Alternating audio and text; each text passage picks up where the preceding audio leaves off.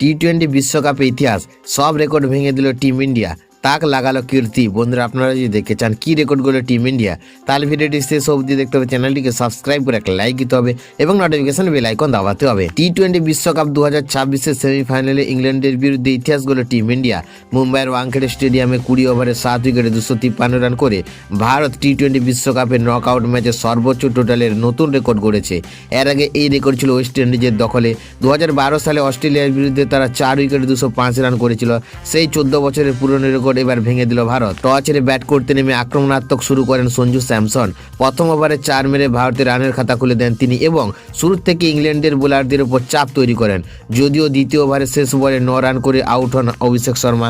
এরপর ঈশান কিষানের সঙ্গে দ্বিতীয় উইকেটে 45 বলে 97 রানের দারুণ পার্টনারশিপ গড়েন স্যামসন। ঈশান মাত্র 18 বলে 2টি ছক্কা এবং 4-এর সাহায্যে 39 রান করে আউট হন। এরপর শিবম দুবের সঙ্গে 22 বলে 43 রান যোগ করে দলকে বড় স্কোরের দিকে এগিয়ে দেন স্যামসন। তবে শতক থেকে অল্পের জন্য বঞ্চিত হন তিনি।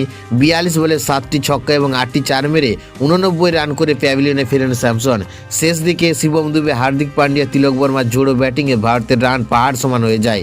দুবে 25 বলে 43 রান করেন, হার্দিক 12 বলে 27 রান এবং তিলক বর্মা মাত্র 7 বলে 21 রান করে ভারতের স্কোর পৌঁছে দেন 253 রানে।